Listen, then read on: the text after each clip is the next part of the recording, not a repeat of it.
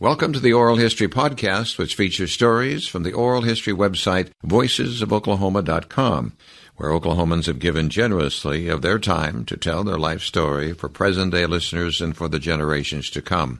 Our entire collection is available at voicesofoklahoma.com. By subscribing to our podcast, you will be notified of new Oklahoma oral history podcasts.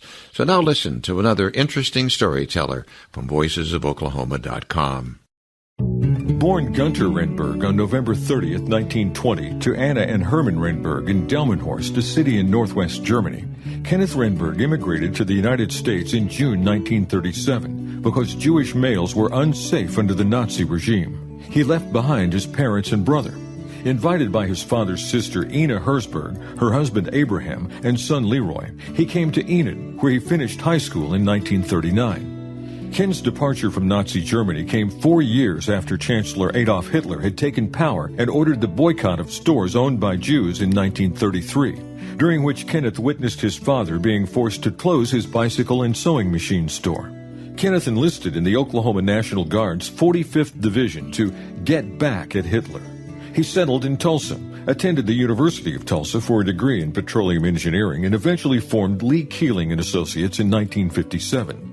Kenneth Renberg was nearly 98 when he died November 3rd, 2018. Listen to Ken tell his story on the Oral History website, voicesofoklahoma.com. This is John Erling. Today's date is January 19th, 2010. Kenneth, if you'll state your full name, your date of birth, and your age as of today. My name is Kenneth Renberg. I was born November 30th, 1920. I'm 89. Where were you born? I was born in a small town called Delmenhorst, Delmenhorst. It's near Bremen, about 30 miles from the North Sea, in the country of Germany. Your mother's name? My mother was Anna. Her maiden name was Sommerfeld, Sommerfeldt. And your father? My father was Hermann Renberg. What did your father do? What was his profession? My father was a merchant. He had a store and sold sewing machines and bicycles. And your mother? My mother was a housewife. Did you have brothers and sisters? Yeah, I have a younger brother who was born in 1928 by the name of Werner, Werner. He now lives in Chappaqua, New York. What are your earliest childhood memories of growing up in Germany? Well, I had a good childhood. As a small child, we played. We spent an awful lot of time outdoors, I think more so than in this country.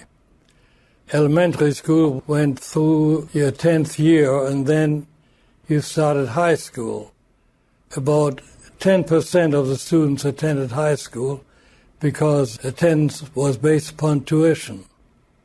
I joined various organizations, including the German Athletic Association and the Boy Scouts.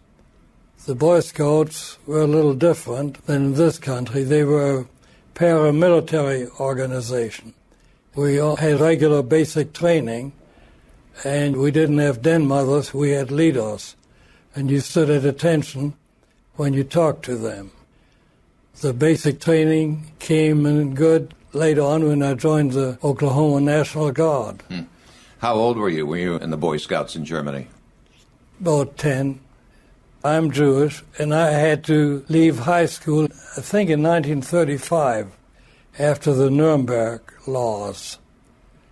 At the time, you couldn't get a job, you could not take advanced training, and you basically had only two options.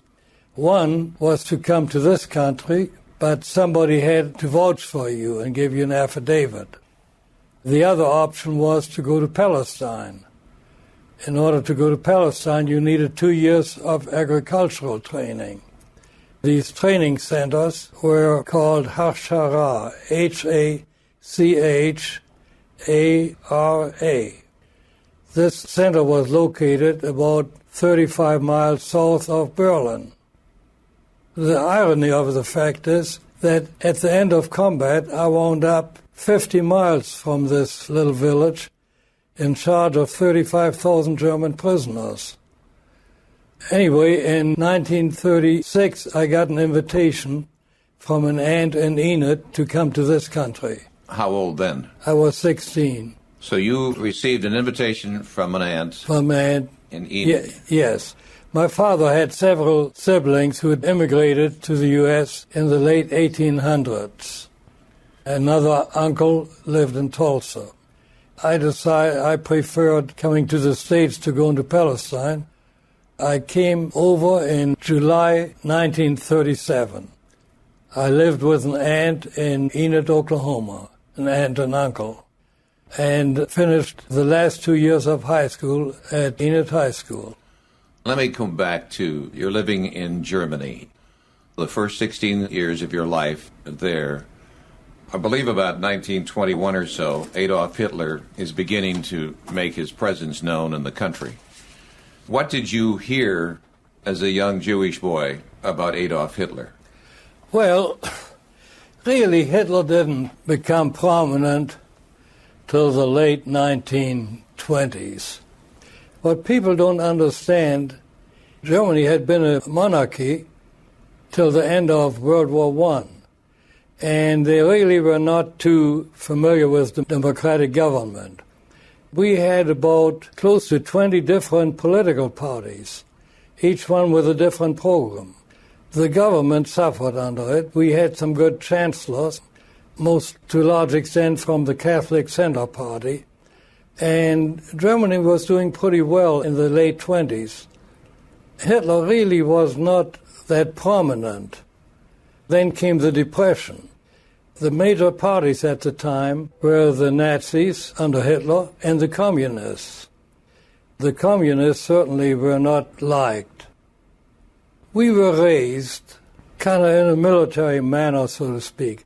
We wanted revenge for World War I, and we hated particularly the French.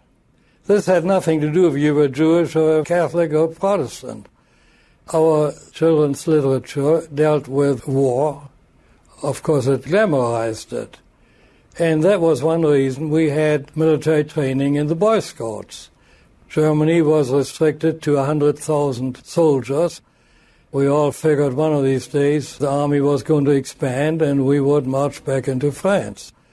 National pride was one problem which Hitler addressed. The other was his economic program, which gave people confidence. And the third thing was that he had soup kitchens and provided for people that needed food.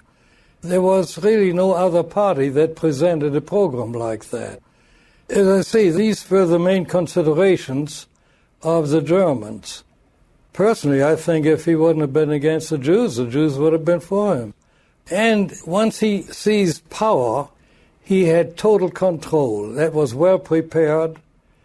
They arrested the opposition leaders within days. But he also got the young people off the street.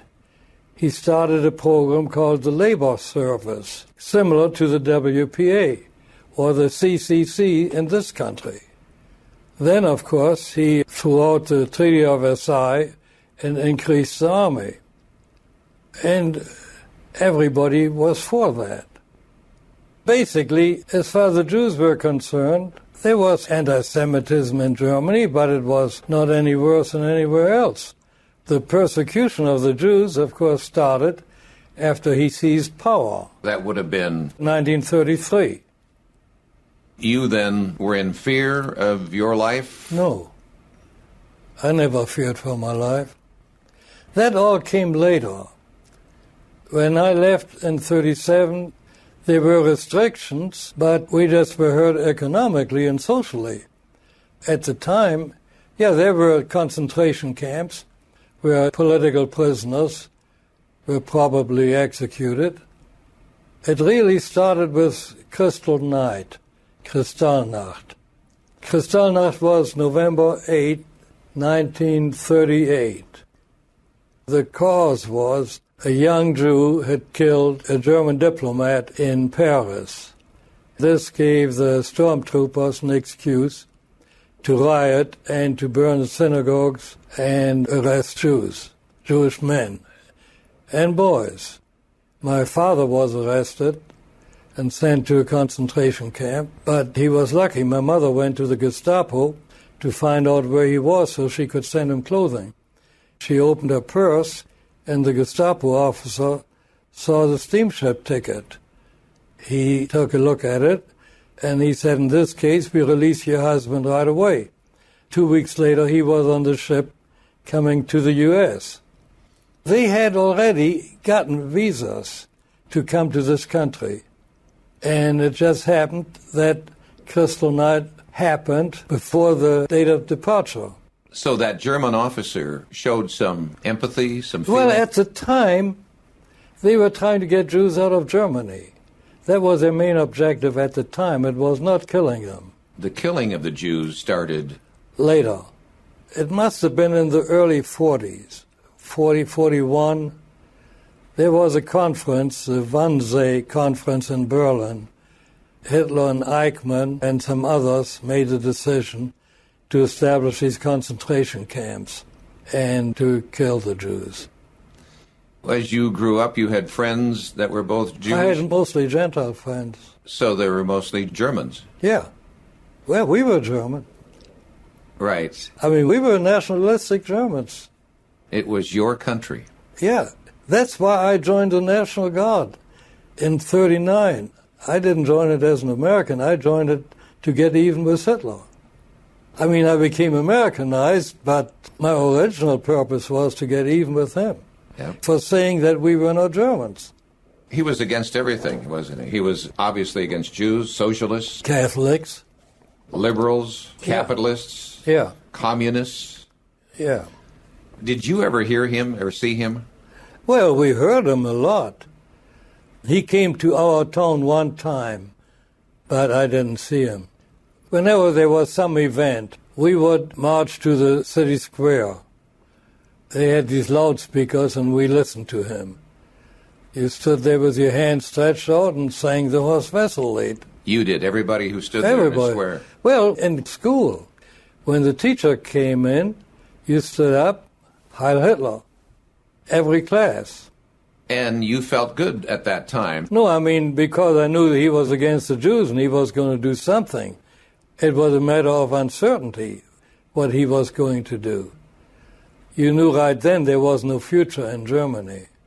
It was his speaking ability that really brought him to prominence. Yes. He was an astute politician. As I say, the overthrow of the Treaty of Versailles, jobs, food, and national pride. Those were the things that he emphasized. And, of course, he needed a scapegoat, and the Jews were the scapegoat. Why did he need a scapegoat? He needed a scapegoat after World War I. He had to blame the problems on somebody, also the economic problems. He said that races without homelands were parasitic races. Oh, yeah, he tried to develop a whole culture or social science about race. He wanted the master race. Yeah. He sent people to the Himalayas to investigate where these people came from. They had some odd ideas. Also, he was for the elimination of gypsies. Yeah, homosexuals. Czechs and Poles, mentally, physically handicapped people. Yeah, the underrace. These were not up to normal standards and did not deserve to live, so to speak. What did you hear about his own upbringing that would have brought on some of these thoughts? Oh, he could not really find a normal life. He was an itinerant painter. An itinerant painter? Yeah, he'd make postcards, pictures. It was, I think, an inferiority complex to a large extent. But he had this magnetic speaking ability, and he got a few people that backed him. But the nationalistic emphasis was a big thing. We were superior. Naturally, people living in that country would buy into that. Yeah, but I mean, not everybody went crazy over that. Germans, I guess, were arrogant.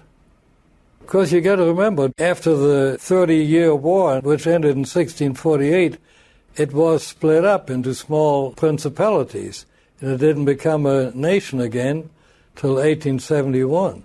The pride of Germany was not there for a long, long time. No.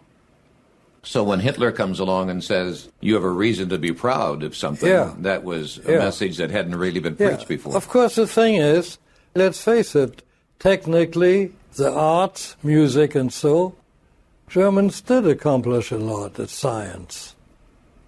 I'm thinking about you as a young lad in that square and Hitler speaking, and through your parents talking about it, you know, at 13, 14, 15 years old, that you were not going to be staying there very long. Well, at the time, things were just kind of beginning to get bad, and you really didn't know. It was an unknown. They let us live, but you knew there was no future, but you didn't know what the future was. There was this uncertainty, because really, unless you had relatives outside the country, you really didn't have any help.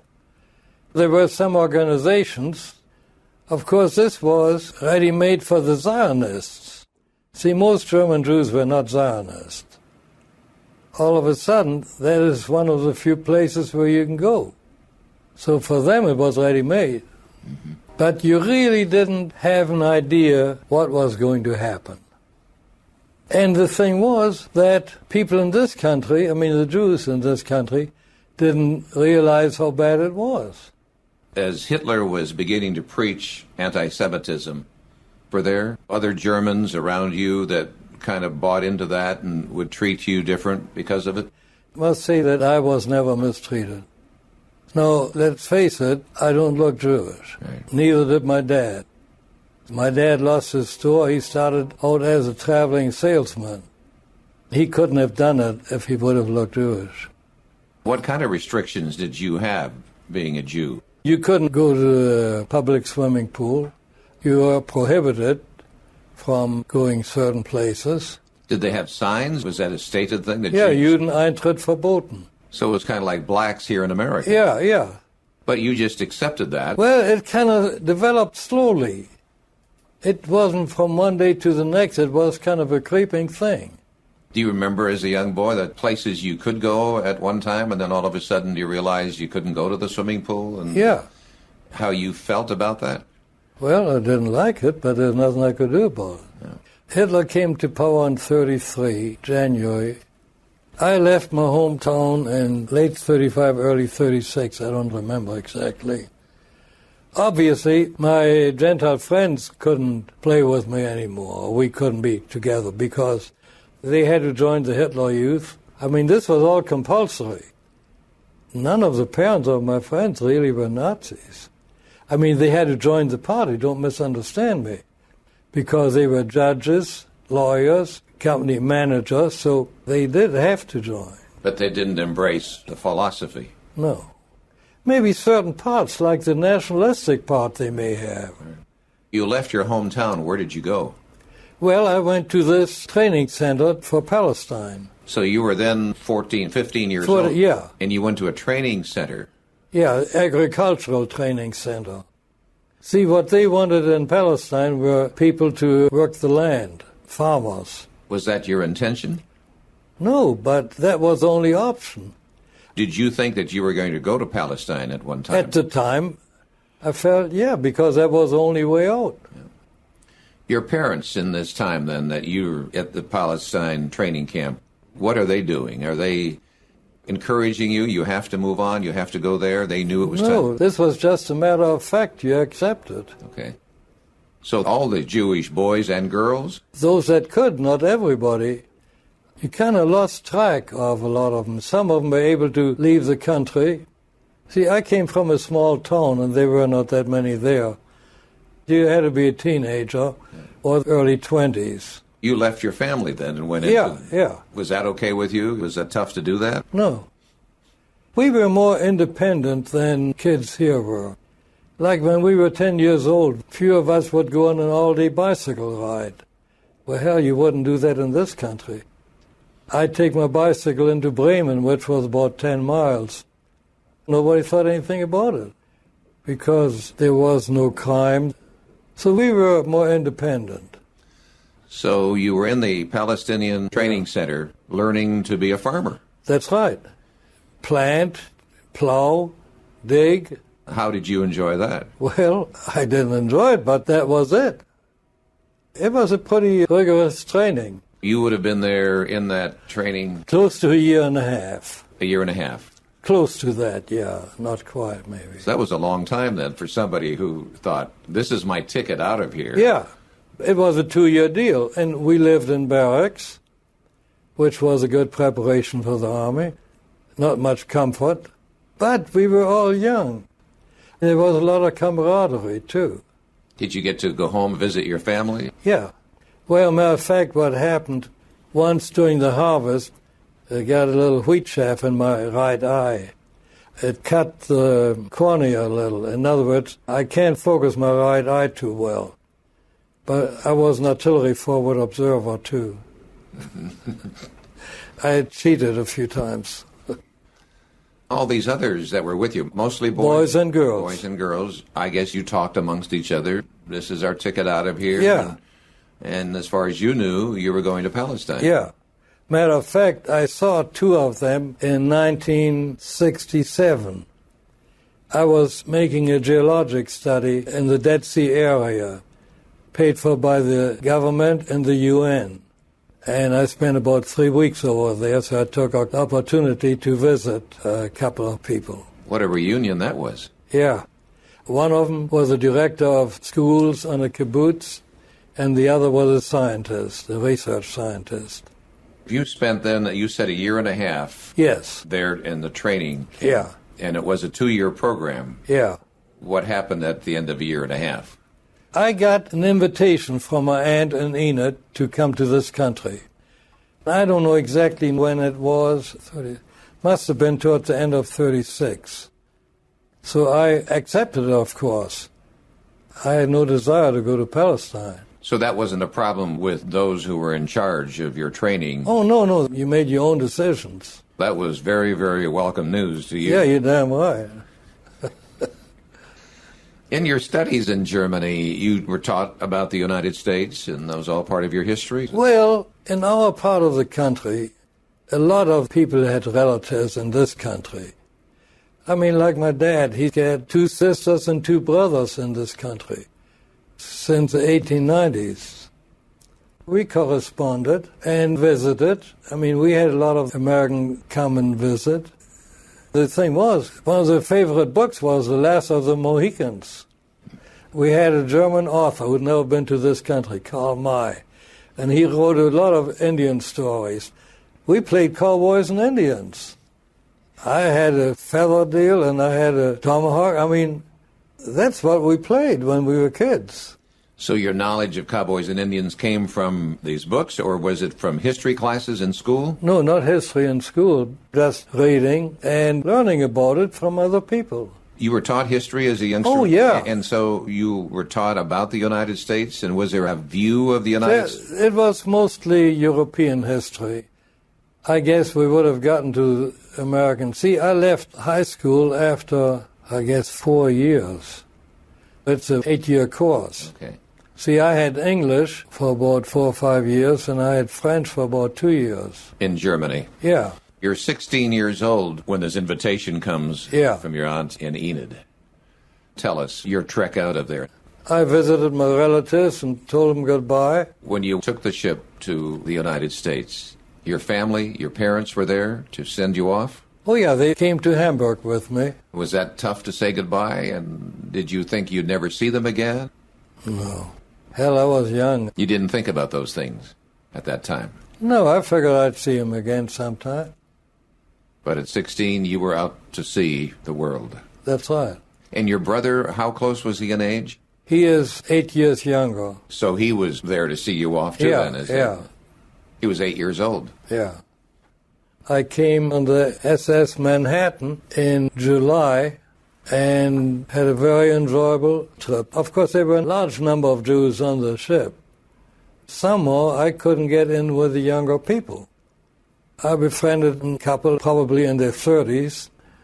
I mentioned to them, he said, yeah, they think you're a Nazi spy, since I didn't look Jewish. The Nazis had spies on some of the ships to see if people would talk against the Nazi regime. Then they would take it out on the family. Anyway, I was on the ship the 4th of July. In 1937. 37, yeah. Then we got to New York. A cousin picked me up, and I spent 2 weeks on Long Island. Did you come through Ellis Island? No, we came straight to the pier. And there your cousin was to meet you? Yeah. Then I spent 2 weeks on Long Island with some other relatives. Then I took the train to Enid. Here you are, 16 years old. Yeah. On this train ride. Can you remember what's going through your head as you're riding in this train? Well, it's just a big country. Your father had relatives over here. Yes. The Renberg name in Tulsa is known through the department store. Yeah.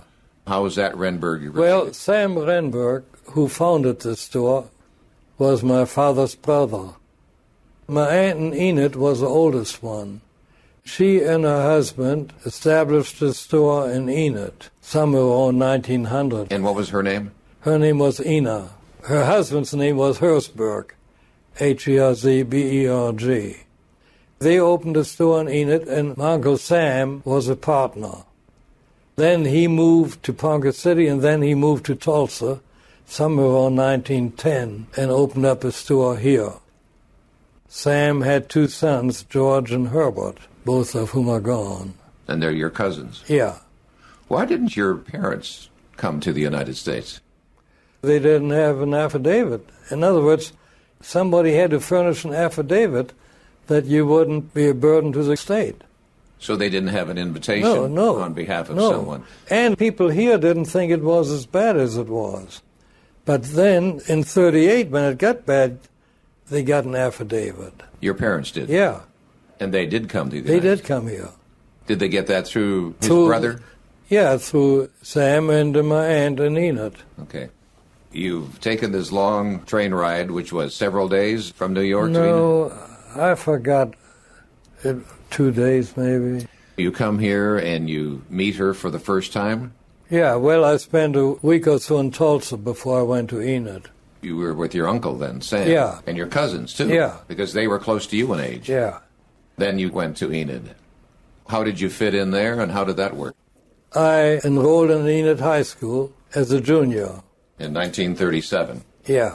One of the English teachers gave me private lessons during the month of August to improve my English. As I attended Enid High, and I graduated in 1939. You know, at the time, this area was quite provincial. I mean, hell, Enid didn't even have a fully paved highway to Oklahoma City. So very few people had been to Tulsa. I mean, these people were really provincial, and here you come from Germany like a man from Mars. So I had to tell my story. But I made friends, and I had a hell of a good time at Enid High School. The first thing I did was learn how to drive a car. And I took several English courses, more than normal. I took a journalism class, and I was a reporter on the Black High School. We had a Black High School in Enid. And you reported about them on Yeah. Becoming Americanized was a lot of fun. It was something new. You spoke English back in Germany. Did you hear much of it around there, or your family? How were you first exposed to speaking English? In high school. They taught it? Oh, sure. In high school in Germany? High school, yeah. In the 30s? That was part of general education, English and French. Some schools taught Latin and French. They called those gymnasium, and others taught French and English. My dad spoke. My mother, I don't think, knew much English. So in 1939, you're 18 years old when you graduate from high school. Yeah. You're hearing in the news about Germany, about Hitler? Yeah. And what are you hearing at that time? At the time, you know, Hitler had taken over Czechoslovakia. He was threatening the Poles. So you knew there was going to be a war.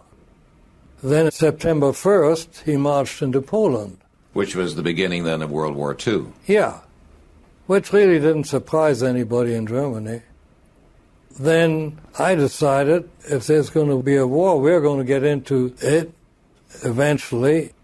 So I decided to join the National Guard. Was it in 1938 that your parents finally came over here? Yeah. Where did they settle? In Tulsa. So you're still in Enid. Yeah. And they came here because your father's brother was here. Yeah.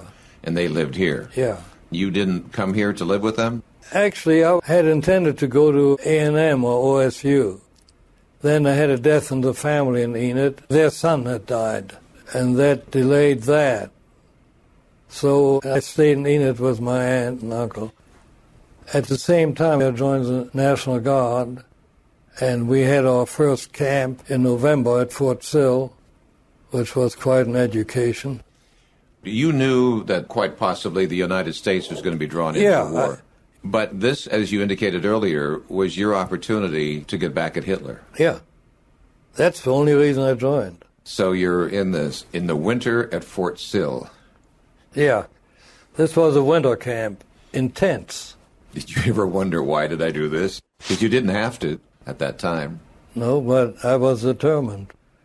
I had a pretty interesting experience. That's the first time I passed out. What happened? Well, some of the big boys were going into Lawton.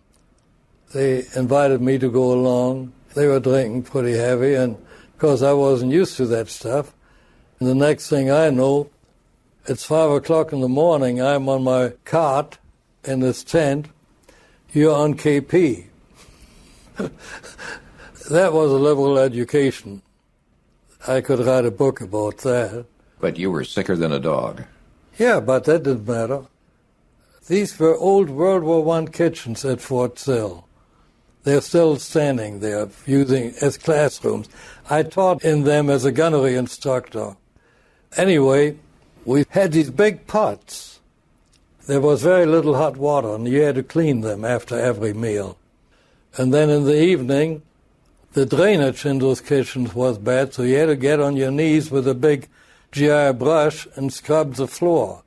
And after that, you got the proverbial sack of potatoes to peel.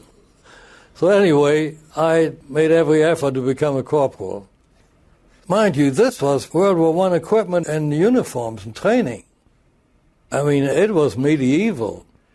This was one of my big beefs, and every time I had somebody that has some influence, I'm telling them what sad shape we were in. Then I worked in the store, my uncle's store in Enid, and the National Guard was mobilized September 1940. How long was your basic training? We were the 45th Division, an organized unit. So we had training all along. We were mobilized, we went back to Sill. We took a regular basic training course from scratch that lasted about 12, 13 weeks. And mind you, most of us were schoolboys, guys I'd gone to high school with. We had a few that were a little older. Then in February, I think, of 41, we got our first draftees, who were about 10 years older than we were. And we gave them basic training. When we were mobilized, we were about 30, 40 men short in our firing battery. We were an artillery unit. We pulled up a gun to the square in Enid with a table, and we pulled the guys that we knew and signed them up. We didn't even have new uniforms for them. We put them in World War I show-color uniforms. We didn't have boots for them for months. We had the light artillery, had French 75s, which you laid entirely different from the modern methods. And we were a 155 medium artillery unit. The American Army had 168,000 men when we were mobilized, and I think only 58 were in organized units. The others were scattered all over. In September, they mobilized 4 National Guard divisions. September 1940. In 40. So that was the first time you had an increase in the size of the Army. But we were National Guard divisions. We were not as well trained. But the 45th, I mean, we did quite well. So let's see, we would train draftees. And after each training course, we would send out the cadres to form new divisions. That took some of our older men that we had. We took officers and took non-coms. After a few months, we were down to 1 officer per firing battery instead of 4. I was a sergeant by the time of Pearl Harbor. I had just turned 20. And when you had 3 stripes, you usually filled an officer's position. I was reconnaissance officer for a firing battery. And I had to train the men in surveying the guns in, what fire direction. And as I say, I'd just been less than a year and a half. Of course, I always wanted to go to OCS. I wanted to be an officer. And I had to wait till I had my citizenship. I went to OCS in November 42. By that time, I had 5 stripes, and I was up for Master Sergeant as Battalion Fire Direction Chief. Wow. And I was 21 years old. I mean, that's the shape the Army was in. But you were showing leadership capabilities. Well, yeah, because you either did it or you didn't do it. But I'm trying to point out the sad shape the Army was. Right. And you were much younger than a lot of these men that you were leading. When I went to OCS, I knew more than the gunnery instructor. When did you become a United States citizen? I think it was October 42 in Muskogee, Oklahoma. We had moved from Camp Barkley in Texas to Camp Gruber. That was the first time in over 2 years that we lived inside barracks. That you lived inside barracks? We'd been living in tents. This was like going to a big hotel. Yeah. And since I had 5 stripes, I had my own room. In Muskogee? In Muskogee. How long were you there? Just a few months because I went to OCS. But that's where you became a citizen in Muskogee. Yeah. That had to be quite an experience. Oh, yeah. Then you went to OCS where? At Fort Sill. Yeah, I was an artillery officer. That was a course of how long before you were commissioned? I was commissioned in February 43. By that time, in 1941, the war is on. Yeah. When then do you, after you were commissioned, then where are you sent? I was sent to school troops at Fort Sill. We fired for the school. In other words, we would bring our guns in position for the students to learn adjustment of fire. I would take out a set of 4 guns in the morning and another set in the afternoon. The students had their instructors, and we did the firing for them. Then we moved to Fort Jackson in South Carolina. There we became an armored artillery battalion. I got a letter from Washington. Since I spoke German, they wanted me to transfer to intelligence. And hell, I was a forward observer in an armored unit with my own tank. I didn't want any part of it. 2 weeks later, I get another letter ordering me to report to Intelligence Center at Camp Ritchie, Maryland. So I became trained as prisoner of war interrogators. Prisoner of war interrogators. After that, I got orders to go overseas, and I landed in Scotland, I think it was Christmas Eve, 43. From there, I went to training to another center, and then to the 1st Infantry Division that had just come back from Sicily. And I was assigned, together with another officer, to the 18th Infantry Regiment. Then we trained for the landing, the Normandy landing. We were lucky and got Omaha Beach. Wow. To prepare for the landing, of course, we had to learn the lay of the land. We had maps, of course, and everything, and we had a war room. And to have access, you needed top-secret clearance, and you needed a pass. Somehow, among my souvenirs, we were supposed to destroy those. Somewhere I found that. Here is the pass you've just handed to me. Headquarters, 1st U.S. Infantry Division. Your number A361. 13th of May, 1944. The bearer's 2nd lieutenant. Yeah, that was my name, Günter. My German name. I hadn't changed it yet. It says G. Renberg. And this is your serial number. Yeah. Has been classified as... Bigot. I'll explain that. The officers had to choose a code name for these passes. When the division went to North Africa, the orders read, to Gibraltar, to GIB. So they had to read it backwards, and that's how they got Bigot. Okay. So this pass that I'm holding in my hand got you into... The war room. The war room? Yeah. Of where? Of the 1st Infantry Division. And that was in... Southern England. All this time, you had to be thinking, I need to get into Germany. Was that your thinking? No, By that time, the Army took up all your thoughts. We were busy. We worked long hours. We were training these people, basic training, and I had to train my men for fire direction. We worked day and night. See, the people that I trained all wanted to go to OCS, so I had a continuous movement there. One time, we had annual tests by Corps, and I got a warning, we'll have a Corps test within 4 weeks, and I had to train people from scratch. But you don't say you can't do it, you better do it. And there are no excuses. So you're in the war room.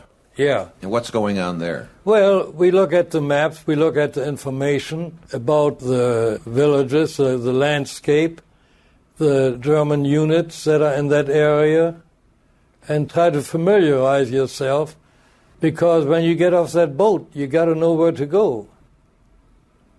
Of course, it always turned out different than you think.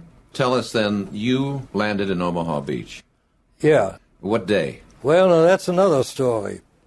We trained on a landing craft called LCI, Landing Craft Infantry, which is a small ship with a gangplank on each side. So you walked on those gangplanks. When it came to the real thing, we went on a troop ship. We were going in by these Higgins boats. But to get into it, you climbed over the side down the cargo net. And we had waves going up and down 3 to 4 feet. So we were not prepared. I mean, we were not trained going down cargo nets. Then the equipment that you had, we had special gas masks that were in a rubberized container. They were supposed to help you as a lifesaver. Then we had map cases and other things. Then I had a Tommy gun across my arms, trying to keep it out of the water. And then you'd go down your cargo net like that. So anyway, we got into the boat. I think it held about 30 men. We get closer, and of course, people always say they got sick in what they saw. I was focused on the beach as we got closer, and I know I wasn't seasick.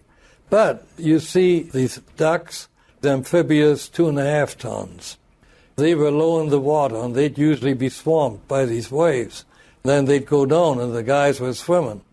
That's about all that I remember. Anyway, we get fairly close, and we have a shell land right in front of us. The sailor had presence of mind and reversed the boat. So the second shot missed us. So then the beach master waved us off. I don't know why. But we were going back and forth in front of the beach all day and all night. So I landed on D+1. D+1? Yeah, on the second day. And kept going toward shore, back and forth, until it was safe enough? No, we were going parallel to the shore. In other words, the beach master apparently had a certain sequence in which these boats landed, because he had equipment and all that. But as I say, he just waved us off, and they didn't call us up till the next morning. And that night we were bombed and strafed by German planes. While you're out in the water? Yeah. Are your thoughts, you're not going to make this? You're not going to live? You think No. about it? No? There were two things. One, the Air Force was supposed to have taken care of the emplacements.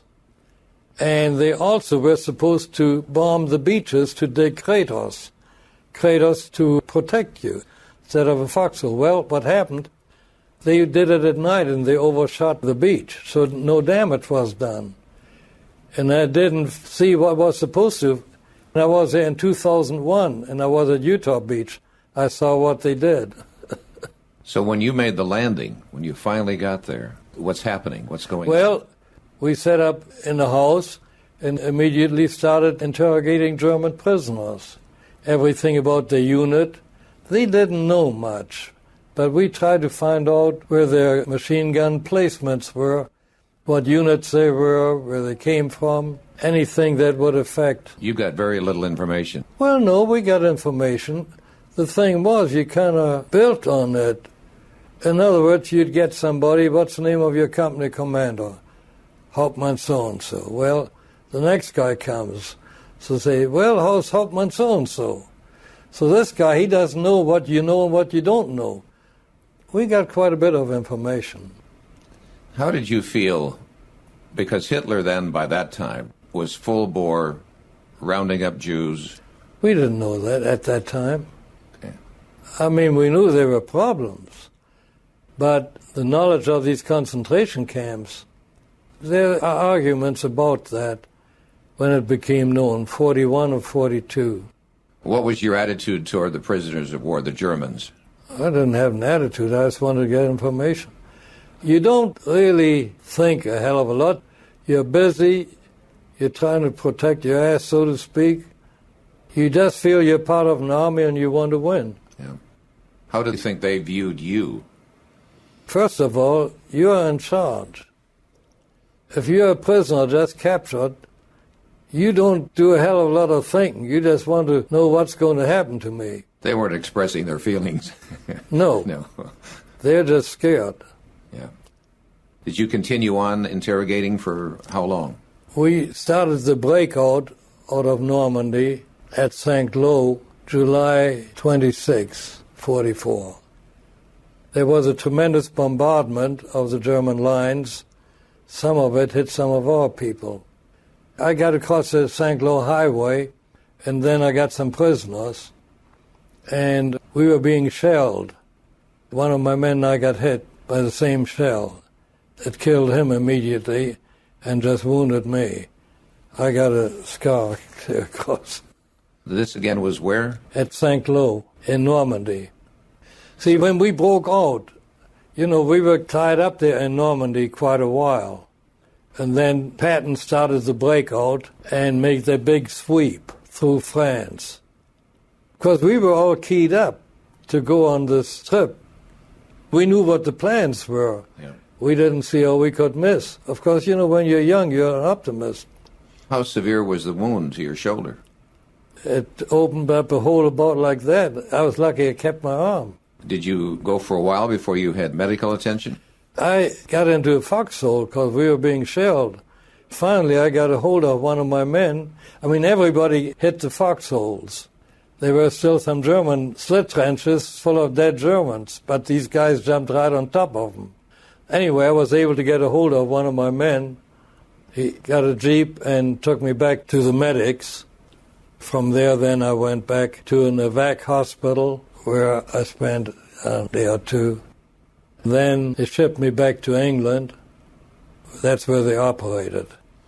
Well, you just talked a lot here about something that happened that emotionally had to be something that either you didn't think about or there was too much going on. A man next to you is killed, and you take this open wound in your shoulder. The first thing, I tried to tear his shirt open. I tried to see if I could help him. I didn't realize that I'd been hit. It felt like I got hit by a stick over me. And then when I kneeled over, I saw all this blood coming out. And your arm probably was not working as well.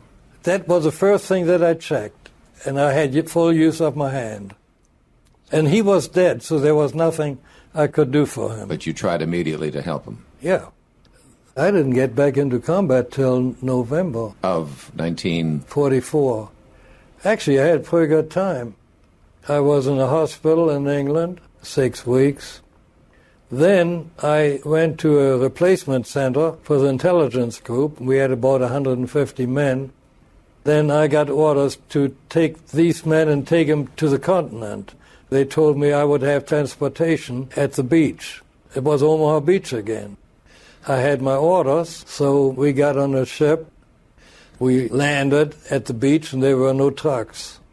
Mind you, this was September, October. Of 44. 44. I had to get in touch with the headquarters of this unit in Paris. Because on the beach there were all kinds of units. There was nobody you could turn to. Nobody was about to give you any trucks. So anyway, I took a French-speaking soldier with me. We hitchhiked. We got on an open semi-trailer on the Red Ball Express into Paris. The Red Ball Express was kind of an express deal that moved supplies. In other words, one-way streets, and they didn't stop for anything. At nightfall, we were in a little village, and I told this guy, let's spend the night here. It was drizzly, miserable weather. I asked some people where there was a room available. They showed me a house, so we went in. There was a woman and her daughter. She didn't want any part of us, but I insisted. She had a little room up on the second floor. It was just up a few steps. A few minutes later, knock at the door. Here are two MPs. They wanted to see our papers, which I had. He said, "Lieutenant, you picked the house of the only collaborators in this village." What happened, the Frenchman I talked to noticed my German accent. And that afternoon, they had found a campfire. There were some escaped Germans in the area. You put all this together. So anyway, he said, "You better come with us." He said, "We'll be chasing these Germans all night so you can use our place."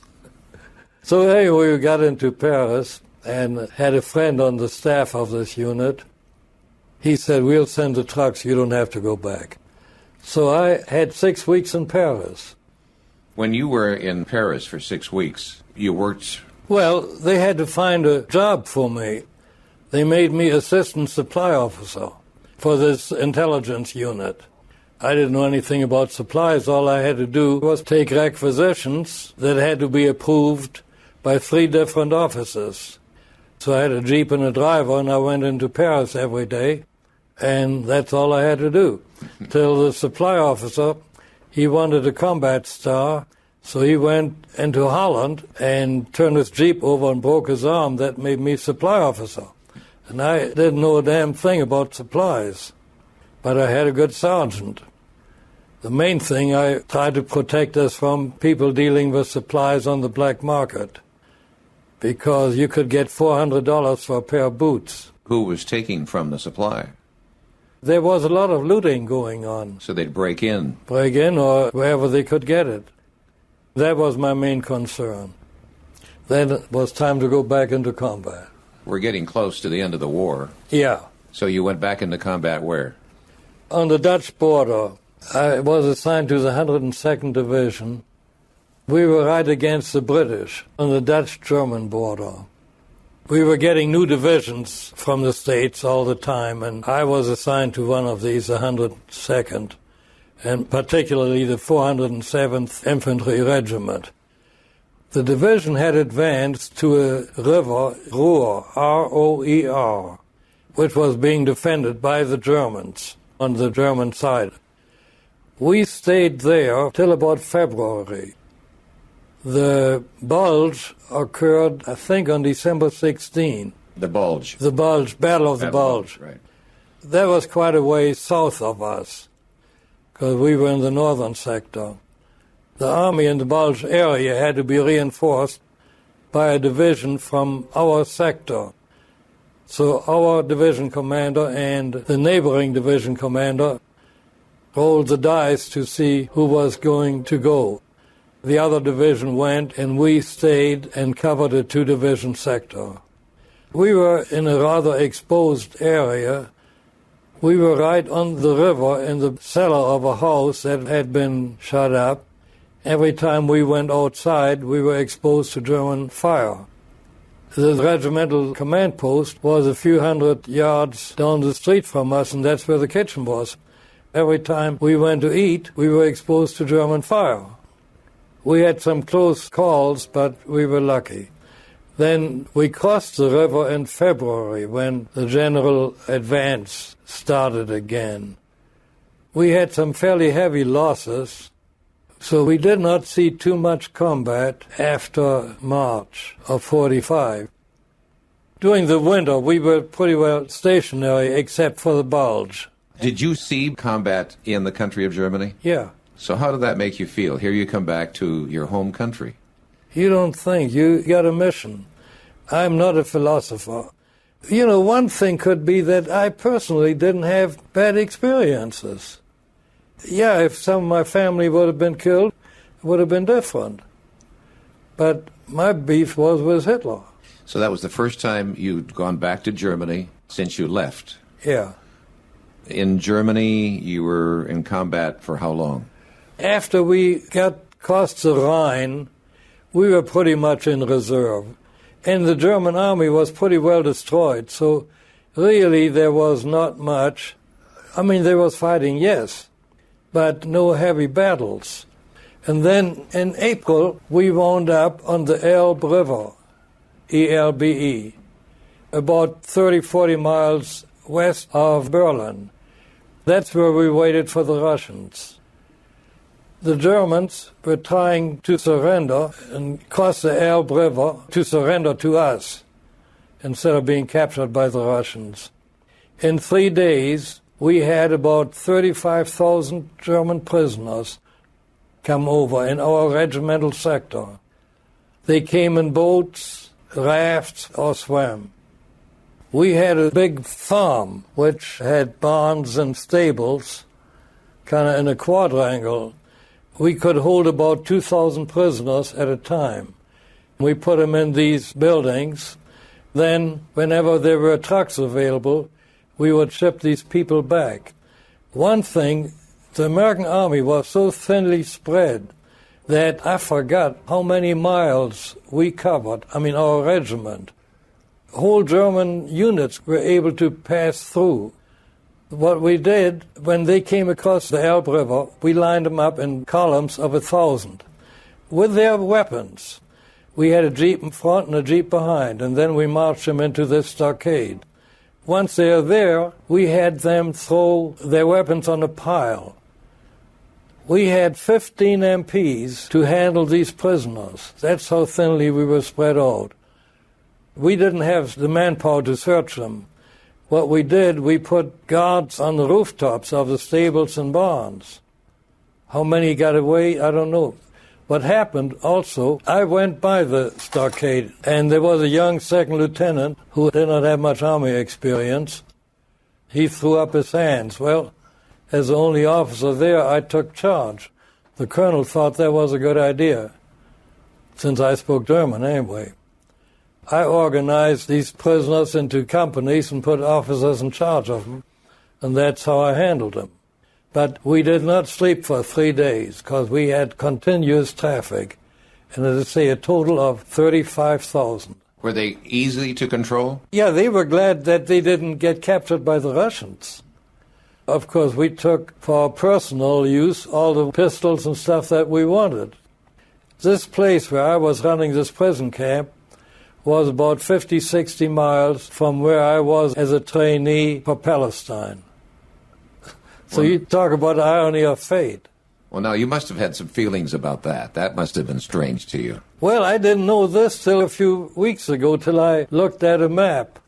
I was looking for this little village called Halbe, and I scrolled over on my computer.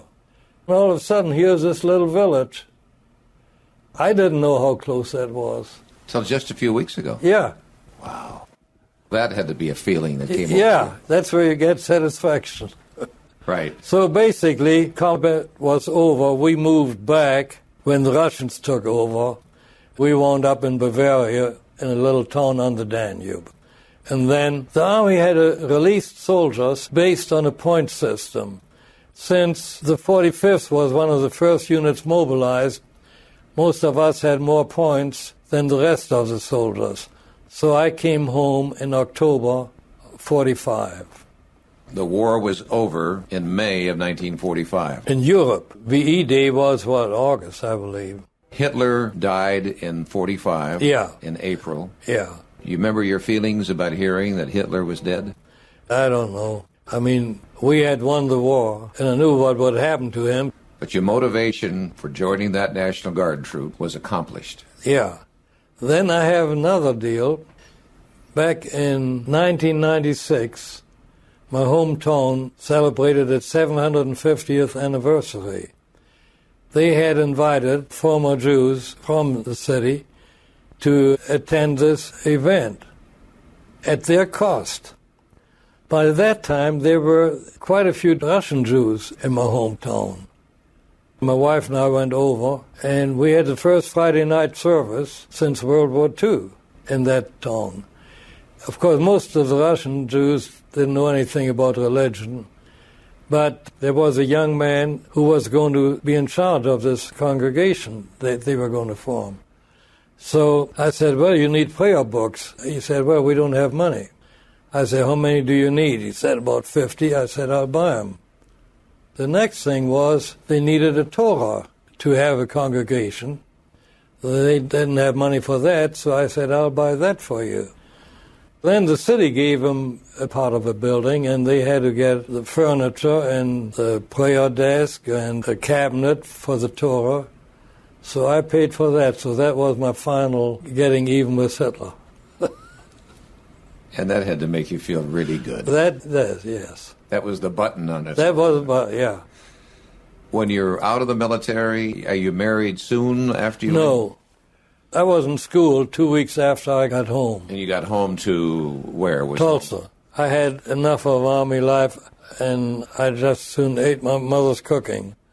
I studied petroleum engineering. And were your parents here? Yeah. In Tulsa? They were in Tulsa. So you get to come home and live with them for a while? Yeah. And you went to school where? Here at TU. At TU. And I graduated in 49.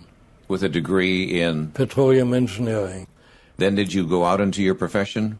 Yeah, there was a consulting firm here, Keplinger and Wanamaker. Started working for them during the summer after my junior year. They offered me a job at the beginning of the senior year, so I didn't have to worry about a job. And I was working for them. Actually, I was working 40 hours a week. I stayed in the reserves, Army Reserve. You joined there? When I was released from the service. You were part of the reserves already? Yeah, oh yeah. Then in 51, one afternoon, I got a call about 3 o'clock, report for physical tomorrow morning at 8. Now that was in 51. The Korean War started in 50. I thought we were home safe since they didn't call us. But we were part of the artillery school at Fort Sill. So we went down there, and they asked me, what do you want to do? I said, I'd like to teach gunnery. Fine. So I taught gunnery.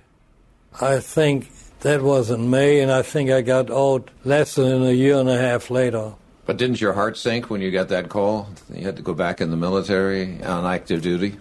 Well, you know, you sign up, you're a big boy. Yeah. People were complaining. I said, hell, you signed up. So a year and a half then. But I was lucky also. They sent instructors to Korea based on previous overseas time. And I had more overseas time than most of them. So I never left Fort Sill. You taught gunnery for a year and a half at Fort Sill. Then you finally get out. Yeah. And that's for good. That's for good. Then you're back working again here in Tulsa. Then at the same time, Lee Keeling joined that firm. We shared an office. He left in 57 and started the company, and I joined him in 59. Which is the company you're working for right now. Yeah. And you're now a principal in this company. Yeah. He and I own most of the company. We should say we're doing this interview in the Chase Bank building at 5th and Boston, 35th floor. Yeah, they call it First Place Tower. Yeah. You're married somewhere along the line. In 57. See, I was traveling an awful lot. And he got married in 57. Your bride's name? Lillian Bauer, B-A-U-E-R. She was from Tulsa? Yeah. How did you meet her? At the Harvard Club. You had children from that marriage? Yeah, I had a son, and he was killed in a motorcycle accident a little over a year ago. It was a year ago in November. What was his name? Greg. And how old was he? 51. Wow. Was that in Tulsa? They were on vacation in Baja California. Were you with him? No. He was on vacation out there, and you were here in Tulsa? Yeah, he lived in Houston. Wow. That's tough. Yeah. Your work as a petroleum engineer is taking you many places in the world, I suppose. Yeah. Colombia, Germany, Israel. The firm has been in a number of other places, but those are mainly the places where I've been. And here you come back as a citizen to Germany again. Yeah. Working probably not far from... Well, actually what happened, it was about 30 miles from my hometown. I went there the first weekend and I located one of my best friends. So I was there every weekend. In your hometown? Yeah. So, I mean, it's a crazy world. Yes. Yes, it is. Wow. Well, here you are, 89 years old, working every day. Yeah, I don't work too hard. There are certain jobs that I do. I try to get here by 10:30. And your wife is still living? No. She passed away in 2001. And I married again, Marjorie Singer. Is it George Singer in town? Is that a Yeah, relation? yeah, that's her son. Your Yeah. wife's son? Then? Yeah. Okay. You're in good health? Yeah, I've had a stent operation, but I try to ride my bicycle 25, 30 minutes. Well, you appear to be in good health, and you are. Of course, genes have a lot to do with it, but exercise does too. When we got called back during the Korean deal, as instructors, we couldn't participate in regular physical training, so we had to pass a fitness test. Some guys almost had a heart attack. Had been out of shape, and we'd been out of the service only 5 years. So I figured, that's too young. So I've been exercising ever since. As you look back on your life, It's been a hell of a lot of fun. and you reflect, it's just kind of, I don't know if bizarre is the word. In a way it is. It is. When you look at the coincidences, it hasn't been dull. What did you know about, or after, I guess, as you read the history books about Auschwitz and the concentration camps, that you didn't know about till you were out of the military, or did you know about it? I don't know. This is the thing that I've been thinking about. When did we know? There were rumors, but I really don't know. Now, we came across a barn full of burned bodies at a little town called Gardelegen. Those were political prisoners. In other words, as the Russians and the Allies closed in, the Germans were moving people back and forth. Finally, they ran out of space.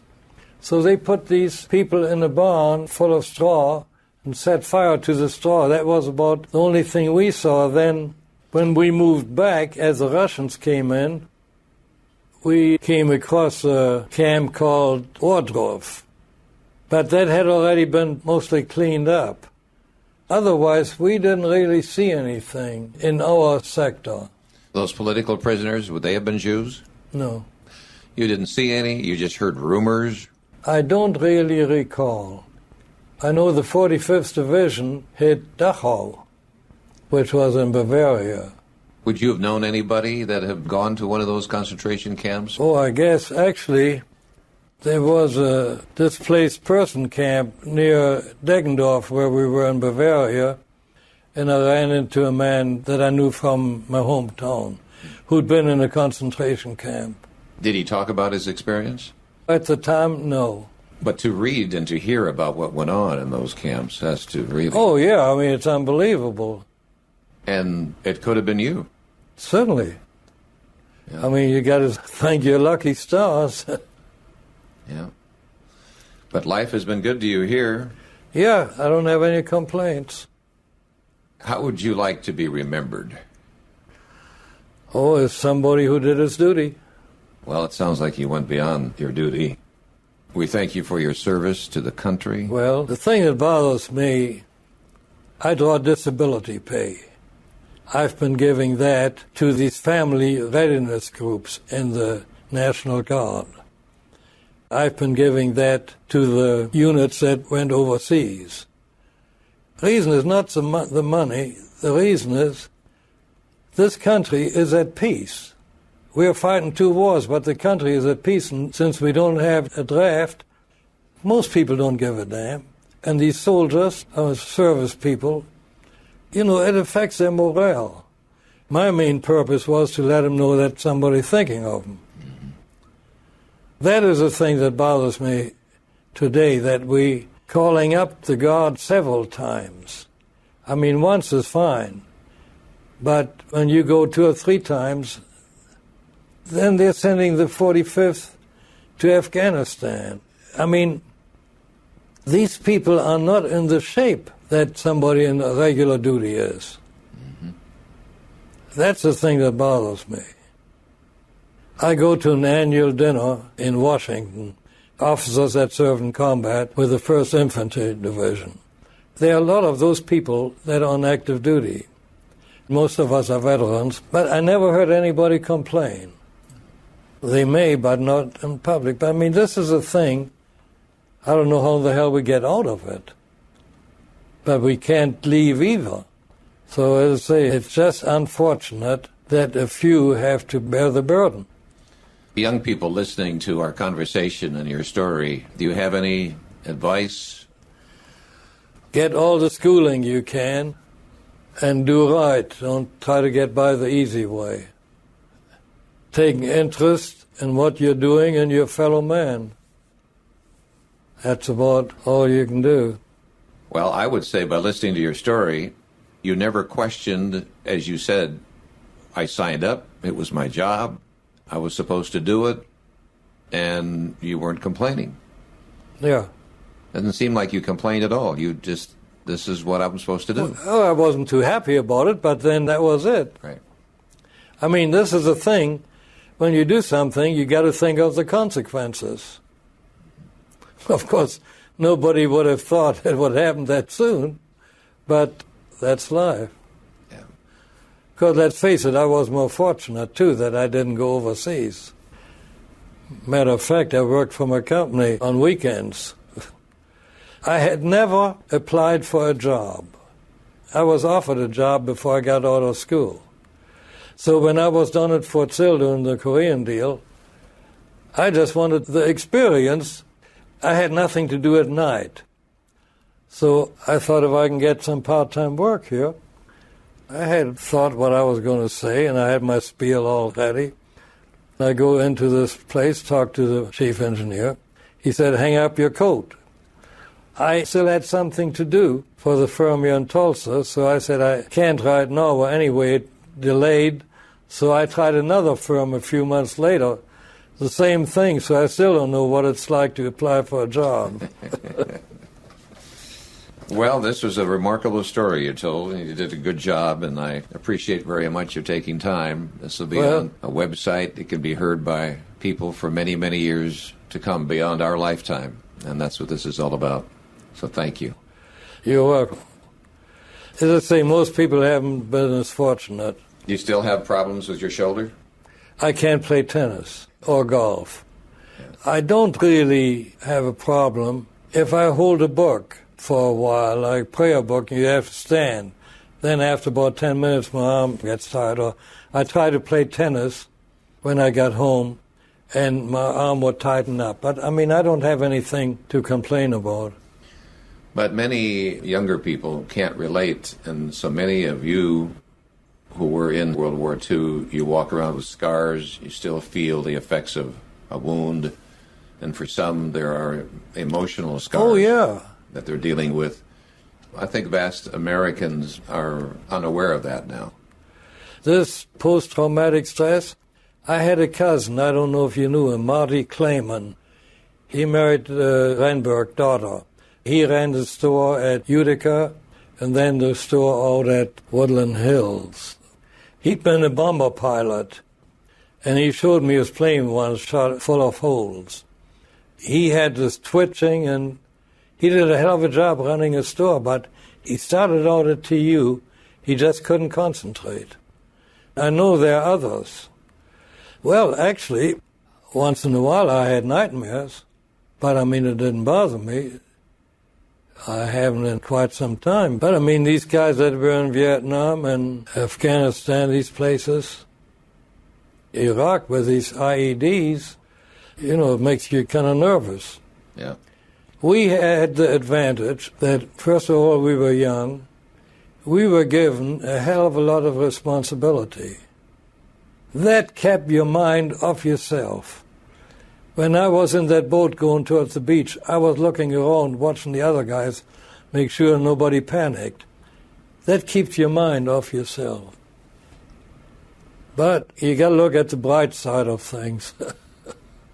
Well, it sounds like you're a naturally positive thinking person, so that helped. Well, you have to be. Yeah.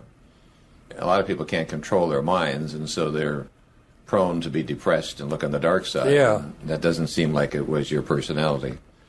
Well, no, it doesn't get you anywhere. All right. Thank you. Okay, you're welcome.